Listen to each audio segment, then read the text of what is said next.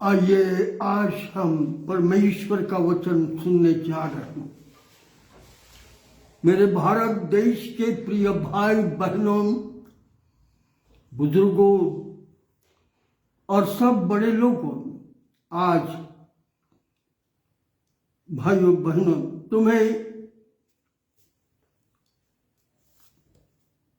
आज नया साल मुबारक हो।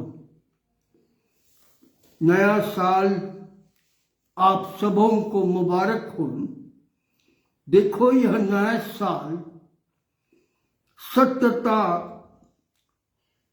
परमेश्वर प्रभु यीशु मसीह के जन्म के कारण इस संसार में ईस्वी सन लेकर आई है। इससे पहले ईस्वी सन इस संसार में नहीं था। प्रभु यीशु मसीह के जन्म के कारण संसार में ईस्वी सन आया है। हमने 2025 साल समाप्त कर डाला और 2026 में पदार्पण किया है। 2025 यानी 365 दिन रात पूर्ण करके 2026 पहुंच चुके हैं।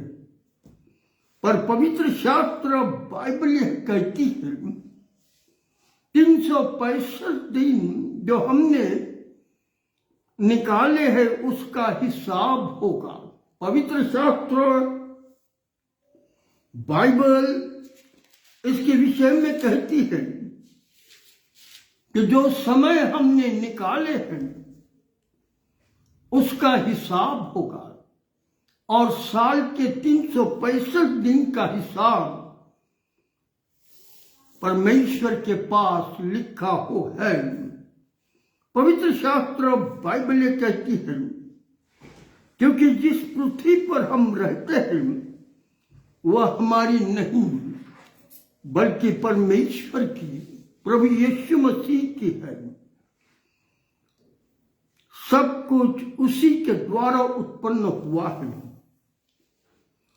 और हम मनुष्य जाति लिमिटेड समय के लिए इस पृथ्वी पर रखे गए हैं और हम मनुष्य जाति लिमिटेड समय में इस पृथ्वी पर कौन से कार्य करते हैं, हमारी मृत्यु तक वह सब स्वर्ग के स्वर्गदूत जो स्वर्ग में है हमें निहारते रहते हैं, जो हमारे लिए नियुक्त किए गए हैं। वह सब कुछ हमारे कार्यों को नोट लिखते जाते हैं कि हम कौन सा कार्य इस पृथ्वी पर कर रहे हैं। यदि हम धर्म के काम कर रहे हैं तो स्वर्गदूत फरिश्ते हमारे किताब में दिन भर की दिनचर्या जो हमने की है वह हर बात लिखते जाती है, क्योंकि यह अंतिम दिनों में लोग इस बात को देखने जा रहे हैं और इसीलिए लिखा हुआ है बाइबल में। पवित्र शास्त्र बाइबल इसके विषय में क्या कहती है? मत्ती रचित सुसमाचार इसका 18वां अध्याय और 18वीं आयत में ऐसा लिखा है, मैं तुमसे सच कहता हूं, जो कुछ तुम इस पृथ्वी पर बांधोगे वह स्वर्ग में बांधा जाएगा और जो कुछ तुम इस पृथ्वी पर खोलोगे वह स्वर्ग में खुलेगा। यहां यह वचन परमेश्वर का मनुष्य जाति से क्या कह रहा है हमें जानना बहुत जरूरी है। जो कुछ तुम इस पृथ्वी पर बांधोगे, मित्रगण, परमेश्वर प्रभु यीशु घर बांधने के विषय में नहीं कह रहा, बिल्डिंग बांधने के विषय में नहीं कह रहा है, पर आज परमेश्वर मनुष्य के शरीर रूपी और आत्मिक और शारीरिक कामों के विषय में, हिसाब के विषय में कह रहा हूं कि क्या हमने इस पृथ्वी पर शारीरिक व्यभिचार किए हैं? क्या हमने अपने शरीर से इस पृथ्वी पर बलात्कार किए हैं? क्या हमने इस शरीर से चोरिया चपाटिया, क्या हमने अपनी आत्मा और शरीर से लोगों पर अत्याचार किए हैं? क्या हमने आत्मा और शरीर से मनुष्य जाति से बेईमानी किया है? क्या हमने इस शरीर से खून खराबा किया है? क्या हमारी स्थिति है? इन सारी बातों का हिसाब परमेश्वर के स्वर्गदूत स्वर्ग में लिखते हैं। जितनी बुराइयां मैंने इस शरीर से और इस आत्मा और बुद्धि से किए हैं, वह स्वर्ग में बांधे गए, यानी हमारी किताबों का गट्ठा स्वर्ग में बांधा गया है। इसी रीति से जितने पवित्र काम, जितने धर्म के काम किए हैं, जितने धार्मिकता के काम किए हैं, वह सब स्वर्ग के राज में बांधे गए हैं। उन धार्मिक किताबों का गट्ठा स्वर्ग में बांधा गया है। हाँ मित्रगण, हमारे जन्म से लेकर मृत्यु तक जो अच्छे और बुरे काम किए हैं, उन सारी चीजों के किताब हमारे व्यक्तिगत जीवन के किए हुए बुरे कार्यों को, हमारे व्यक्तिगत रीति से किए हुए व्यभिचारों को, हमारे व्यक्तिगत किए हुए अत्याचारों को, हमारे व्यक्तिगत किए हुए सारे गंदे कामों को परमेश्वर के किताब में लिखे गए हैं। हमारे व्यक्तिगत धर्म के काम, हमारे व्यक्तिगत धार्मिक काम, हमारे व्यक्तिगत लोगों से प्रेम स्वभाव रखने के काम, हमारे जीवन के द्वारा इस संसार में मेल मिलाप का आत्मा रखकर काम किए क्या? एक दूसरे से प्रेम किए क्या? एक दूसरों की इज्जत की क्या? ये सारा किताब में लिखा जा रहा है। हाँ मित्रगण, हमारे जन्म से लेकर मृत्यु तक जितने अच्छे काम और बुरे काम किए, उसका किताब खुद न्याय, उसका किताब लूप पर में लिखा गया है। उसकी किताब जो हमारे जीवन की है, वो न्याय के दिन खुलेगी और न्याय होगा। पवित्र शास्त्र बाइबल इसके विषय में कहती है, प्रकाशित वाक्य इसका 12वां अध्याय और 7वीं आयत में, देख मैं शीघ्र आने वाला हूं, धन्य है वह जो इस पुस्तक की भविष्यवाणी की बातों को मानता है। परमेश्वर का वचन मनुष्य जाति से हमेशा कहता है, भविष्य वक्ताओं की किताबों को मानो और उस पर विश्वास करो। प्रकाशित वाक्य 22 और 12 में कहता है, देख मैं शीघ्र आने वाला हूं और हर एक काम के अनुसार बदला देने के लिए मेरे पास प्रतिफल है। देख मैं शीघ्र आने वाला हूं। आज का वातावरण, आज की बुराई, आज की दुष्टता, आज की भयंकर परिस्थिति, पवित्र शास्त्र बाइबल का भविष्य पूरा हो रहा है, यह दिखाते चली जा रही है। और इसलिए परमेश्वर का वचन ये कहता है, अंत के दिनों में मैं इस पृथ्वी पर फिर वापस आऊंगा। देख मैं शीघ्र आने वाला हूं और हर एक के कामों के अनुसार बदला देने के लिए मेरे पास प्रतिफल है। हाँ मित्रगण, पवित्र प्रकाशित वाक्य 22 और 13 में कहता है, मैं अल्फा और ओमेगा हूं, मैं आदि हूं और अंत भी मैं ही हूं। और इसीलिए उस परमेश्वर का भय मानकर जीने वाले लोग इस बात को समझ लो, परमेश्वर आदि है और अंत है, अल्फा है और ओमेगा है, आदि और अंत है। और इसलिए जो इस परमेश्वर पर विश्वास नहीं करते कि यीशु परमेश्वर नहीं है ऐसा कहते हैं, उन्हें भी मैं कहता हूं, अंतिम अल्फा और ओमेगा, पहला और अंतिम, आदि और अंत परमेश्वर प्रभु यीशु ही है। और इसलिए प्रकाशित वाक्य 20वां अध्याय 12वीं आयत में यूहन्ना यह लिखता है, फिर मैंने छोटे बड़े सब मरे हुओं को सिंहासन के सामने खड़े देखा और पृथ्वी और पुस्तकें खोली गई और फिर एक पुस्तक खोली गई, अर्थात जीवन की पुस्तक। और जैसा उस पुस्तकों में लिखा हुआ था वैसा ही उनके कामों के अनुसार मरे हुओं का न्याय किया जाएगा। प्रकाशित वाक्य इसका 20वां अध्याय 13वें वचन में लिखा है, समुद्र ने उन मरे हुओं को जो उसमें मरे थे उन्हें दे दिया, और मृतक और अधोलोक ने उन मरे हुओं को जो उसमें मरे थे दे दिया, और उनके अनुसार उनका न्याय किया गया।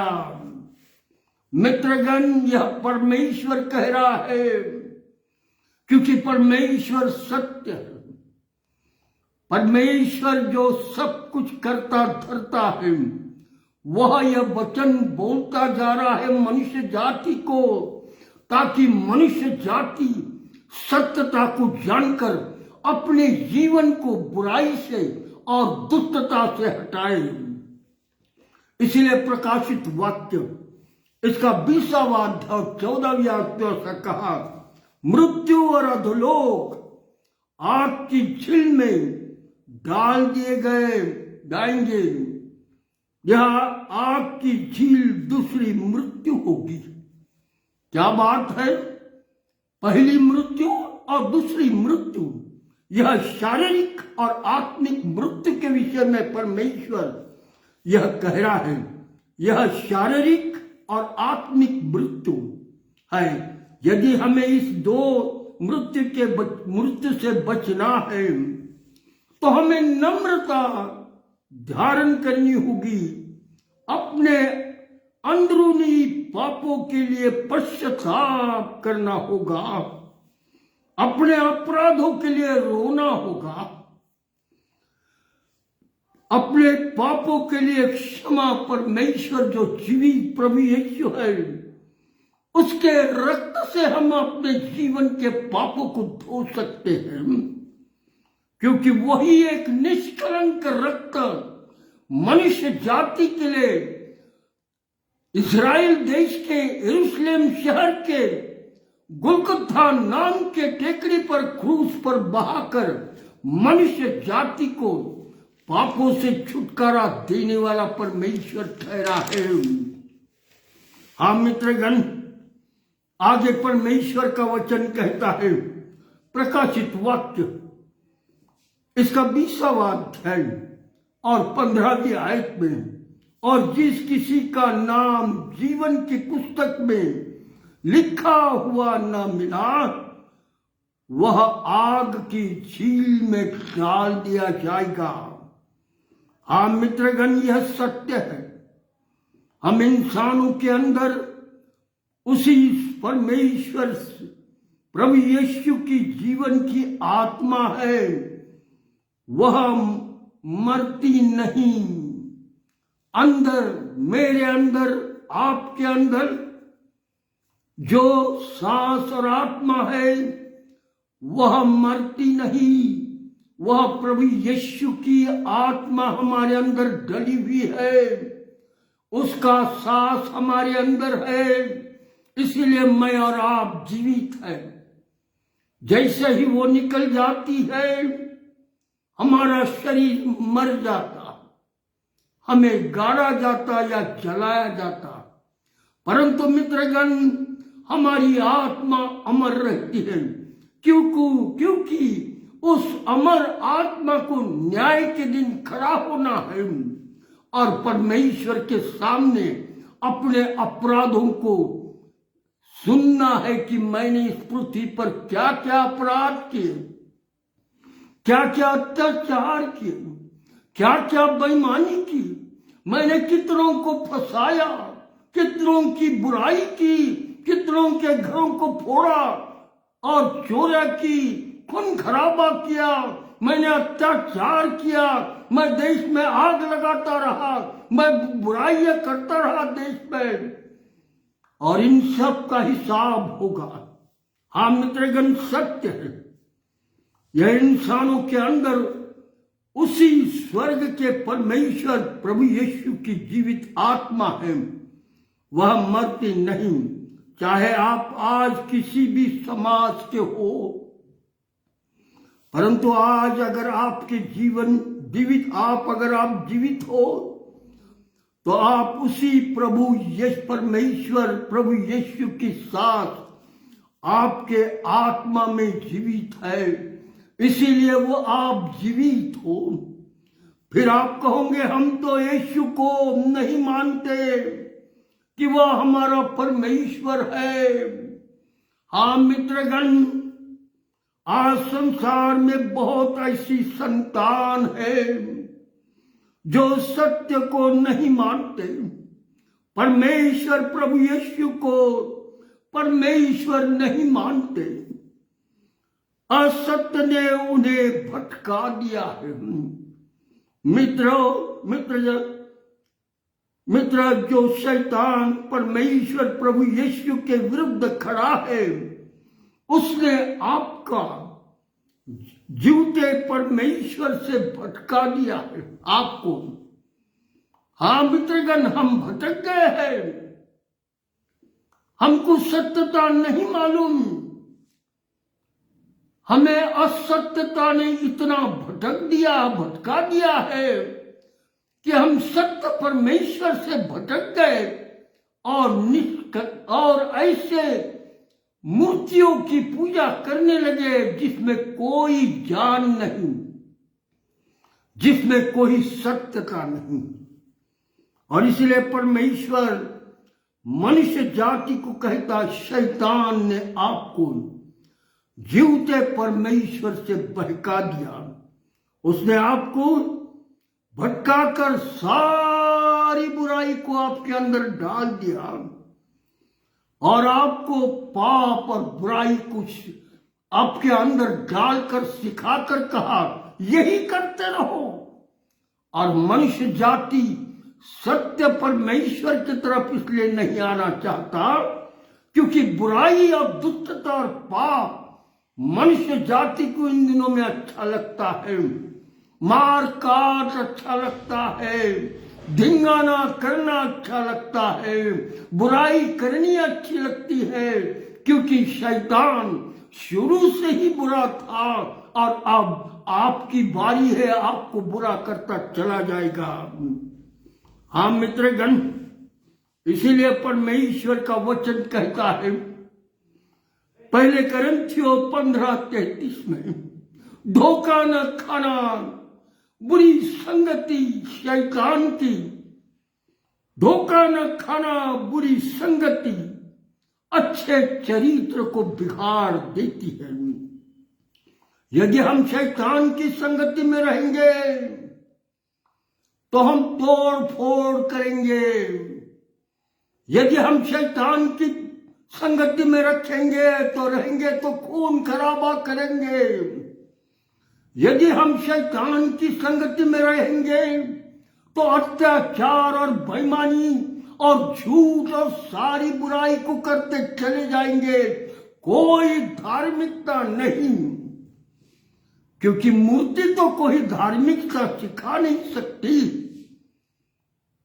और इसलिए शैतान ने मूर्तियों को स्थापित कर रखा है ताकि मनुष्य जाति जीवित परमेश्वर से दूर हटकर शैतान ने बनाए हुए चीजों पर अपनाए और उस पर चले। हाँ मित्रगण, फिर एक बार इस वचन को बोलता हूं, धोखा न खाना। बुरी संगति अच्छे चरित्र को बिगाड़ देती है। आपके हर एक बुरे काम आपको और देश को बदनाम करते चले जा रहे हैं। आपके हर बुरे काम किसी को लाभदायक नहीं हो रहे, और इसलिए सावधान। शैतान के चलाए चलोगे तो बुराई बढ़ती जाएगी, आपको कोई लाभ नहीं होगा, आपका आत्मिक और शारीरिक दोनों नुकसान होगा। इसलिए हम मसीही समाज आप तक सत्यता इसलिए ला रहे हैं क्योंकि हमारे पास सत्यता सत्यता और सत्यता ही है। कोई झूठ नहीं, कोई असत्य नहीं, कोई दंत कथा हमारे पास नहीं। सारे ऐतिहासिक सत्य, साइंटिफिक सत्य, हिस्टोरिकल सत्य हम आप तक देते हैं, इसलिए कि आपकी और संसार के लोग जिनको प्रभु यीशु पर विश्वास नहीं, उनकी आंखें खुले, उनकी बुद्धि खुले, उनके कान खुले कि वह सत्यता को जाने। हाँ मित्रगण, इसलिए उसने भविष्य प्रकार से बनाया, और इसीलिए परमेश्वर ने सब कुछ इस प्रकार से बनाया है। इसीलिए उसने विभिन्न प्रकार के समाज शैतान ने बना डाले।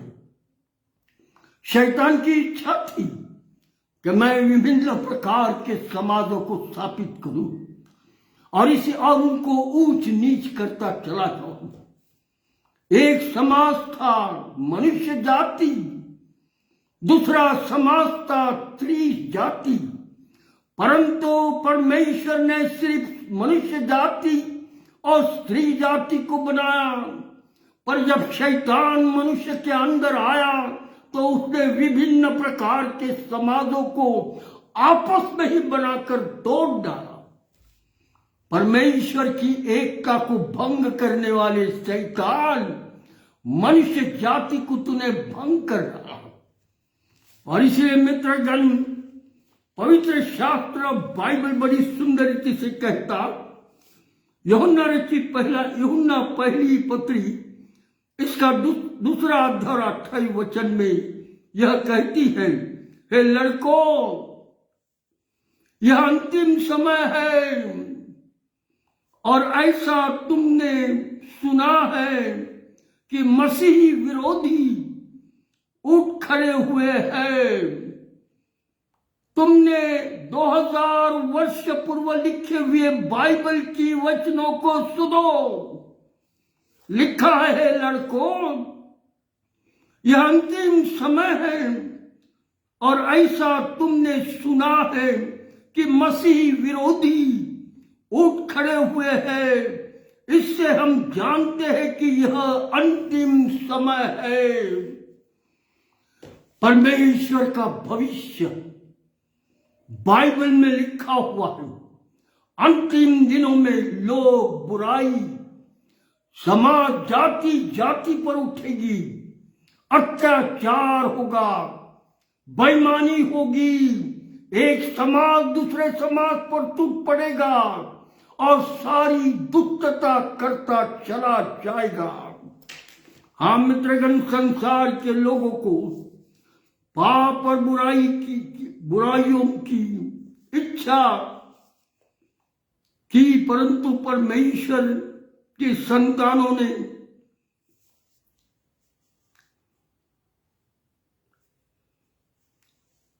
परमेश्वर की संतानों में बुराई और दुष्टता डालना शैतान ने शुरू किया और परमेश्वर से दूर ले जाना, परमेश्वर के धार्मिकता से भटकाना, यह काम शैतान ने किए हैं।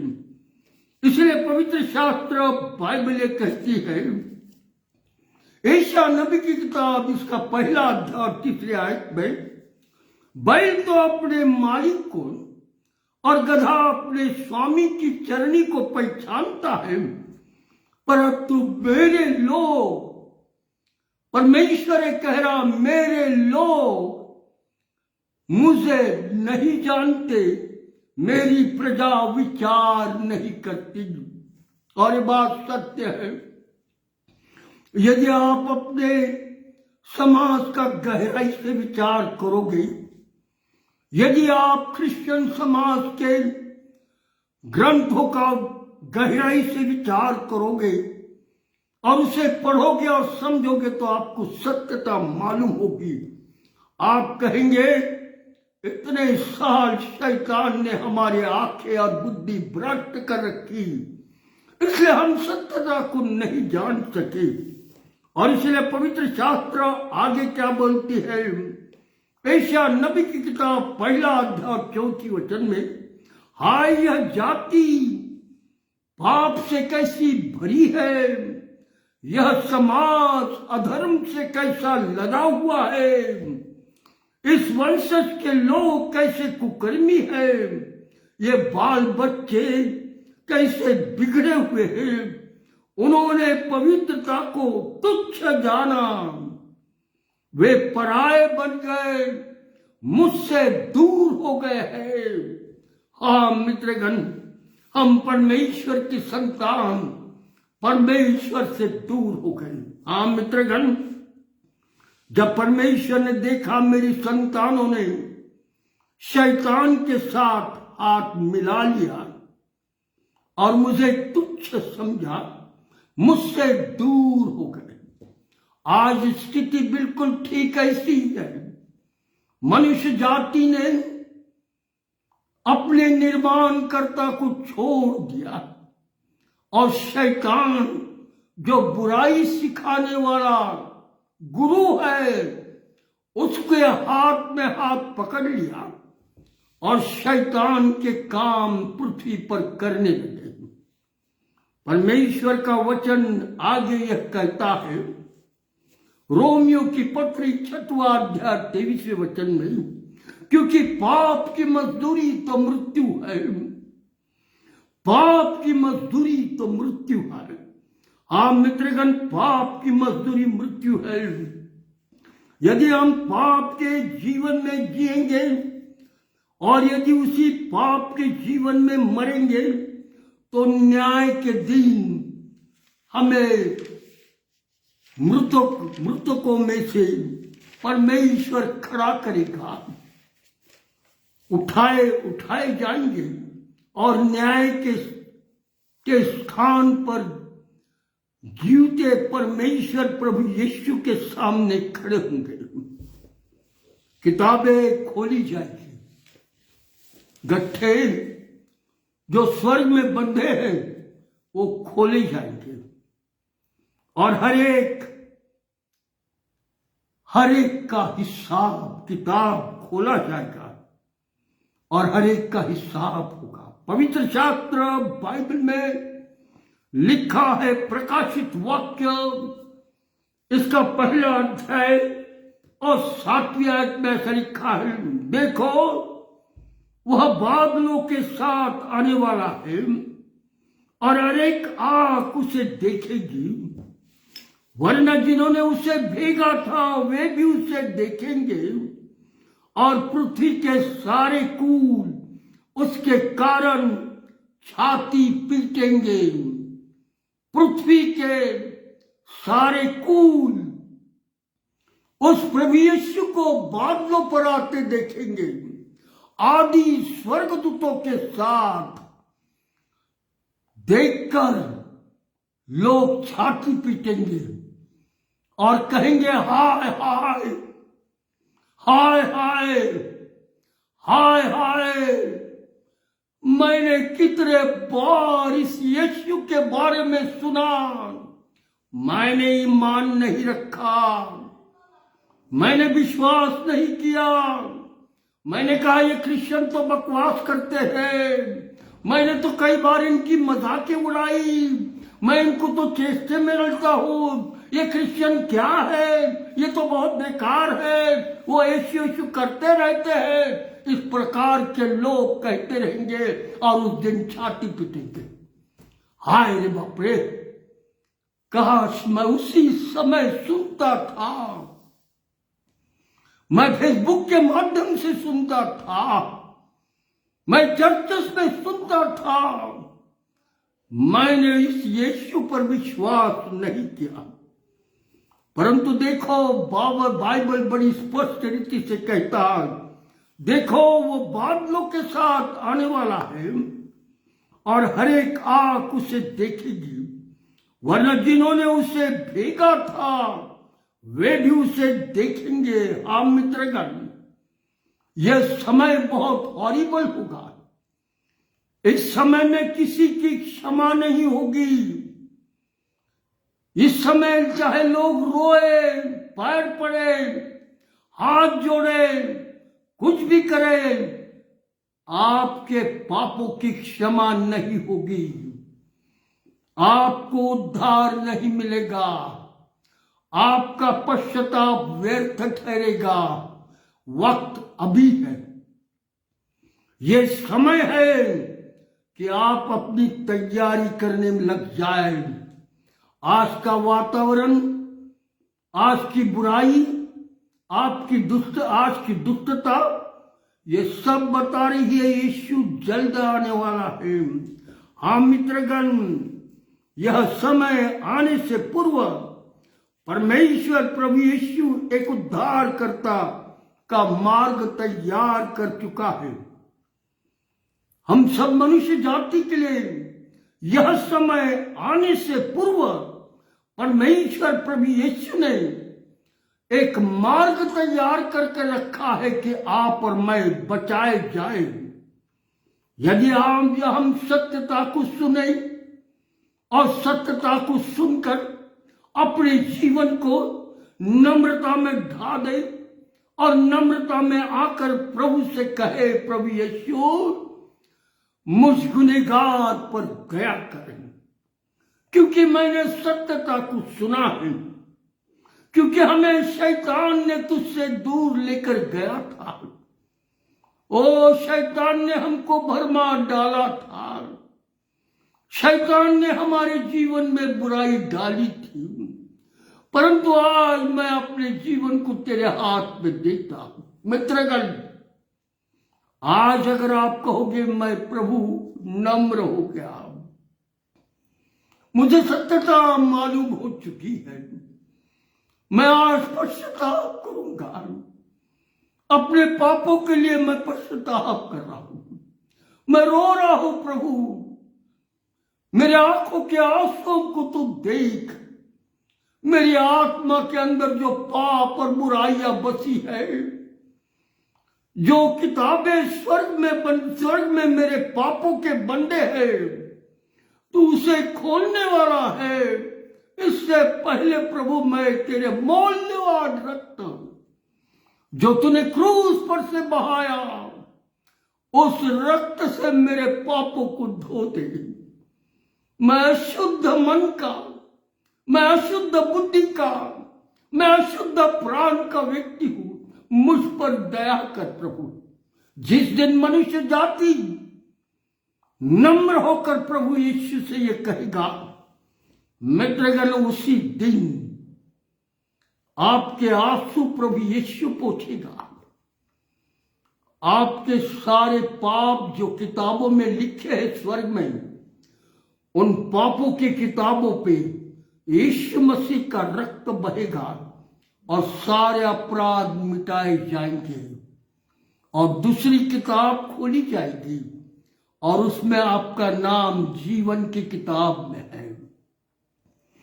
जिस दिन आपका नाम, जिस दिन आप पश्चाताप करोगे, पापों की क्षमा प्रभु यीशु से मांगोगे, उसी दिन आपका नाम जीवन की किताब में लिखा जाएगा। जहां परमेश्वर के लोग रहते हैं, जहां फरिश्ते हैं, जहां प्रभु यीशु है, वहां पर स्वर्गदूत आकर उठाकर लेकर जाएंगे और प्रभु के साथ आपको रखेंगे। उसके बाद आपके लिए मृत्यु नहीं है। परंतु यदि आप कहोगे ये झूठ है, ये हम नहीं जानते, हमने तो कभी स्वर्ग गए नहीं, हमने तो कभी नरक देखी नहीं, कोई भी आदमी ऊपर गया नहीं और नीचे आकर बोला बताया नहीं, तो इस बहकाए में और बुराई में मत रहो। सत्यता यही है। यदि आप सत्यता को जानोगे तो सत्य आज शाम को आपको स्वतंत्र करेगा। हाँ मित्रगण, वो आग और गंधक तैयार रहेगा और उसमें सबसे पहले आप उसे देखोगे, लूसीफर शैतान को, जो आग और गंधक में जलाया जा रहा है। तब आप लोग देखोगे और कहोगे अरे ये इसने हमको बहकाया, इससे हम व्यापार करते थे, यही वो है क्या शैतान? हाँ मित्रगण, आप देखोगे और छाती पीटोगे, हाय अब इस शैतान के साथ हमारी आत्मा और शरीर आग और गंधक में जलाए जाएंगे। उससे पहले बचने का रास्ता मैंने आप तक दे दिया। समय थोड़ा है और इसलिए इन सारी बातों को जानो। और इसलिए हमें जान तब तक जब तक हम नम्र नहीं होते, जब तक हमारा मन पूर्ण रीति से विश्वास में नहीं बढ़ता कि प्रभु यीशु मसीह ही परमेश्वर है, वही उद्धार करता है, वही तारणहार है, वही अनंत जीवन है। और जब तक हमारा पूरा विश्वास उस प्रभु पर नहीं पड़ता और हम नम्र नहीं हो जाते, हमारे लिए रास्ते बंद हो जाएंगे। आज रास्ता खुला है। इन दिनों में अपने आप को नम्र करो, प्रभु के हाथ में दे दो पूर्ण रीति से और कहो प्रभु मुझ गुनहगार पर दया कर। मित्रगण, मैं भी पापी था, मेरे भी पाप थे, कई पाप मैंने किए थे, परंतु जिस समय मैंने अपना जीवन प्रभु को दिया, पश्चाताप किया, पापों के लिए मैं रोता रहा। अभी भी कभी कभी मैं कुछ बातों में गलती कर डालता तो मैं रोता हूं, क्योंकि मेरा प्रभु मुझे क्षमा करे। और रोकर पश्चाताप करके अपने जीवन को प्रभु के हाथ में बार बार दे रहा हूं, ताकि मेरे जीवन में कहीं से भी बुराई ना हो। प्रभु यही चाहता भाई बहनों, मैं और आप नम्र हो जाए, प्रभु के सामने पूरे रीति से रहे, ताकि जीवन का मार्ग हमारे लिए खुले और जीवन की किताब में हमारा नाम रह सके। हाँ मित्रगण, प्रभु मुझे नाश करने नहीं आया। आग और गंधक केवल शैतान के लिए बनी थी, केवल शैतान और उसके साथी आग और गंधक में जलाए जाने वाले थे। परंतु मनुष्य जाति ने शैतान को प्रिय जाना और निर्माण करता परमेश्वर को तुच्छ समझा। इसीलिए मनुष्य जाति को भी अंत में न्याय के दिन आग और गंधक में जाना होगा और उनका अंत आग और गंधक होगा। उससे बचने के लिए पहले हम पूर्ण रीति से आपको संदेशा दे रहे हैं।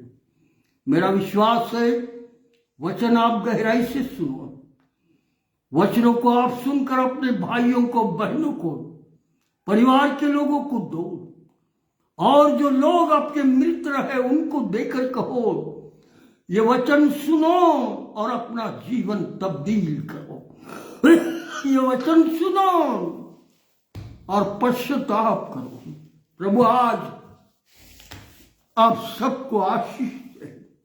नए साल के इस रात के समय में 31 के यह वचन आप तक आ गया। कल नया साल होगा। कल नए साल में हम नए बनकर प्रभु के पास जाए। हम नए बने, पुरानी बातें बीत गई, सब नया हो गया। यदि मैं और आप आज पश्चाताप करके छोड़ देते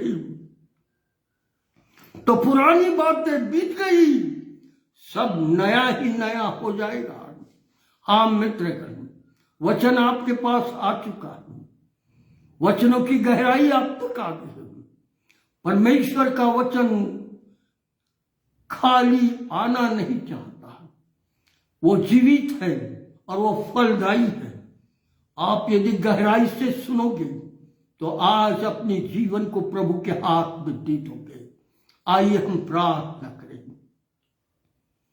हमारे दयालु परमेश्वर पिता, आकाश और पृथ्वी के निर्माण करता, हम मनुष्य जाति के निर्माण करता प्रभु, आज तेरा वचन मैंने तेरे प्रिय लोगों के मध्य में दे दिया। तेरे प्रिय लोग हम सब प्रभु भारत देश के हैं।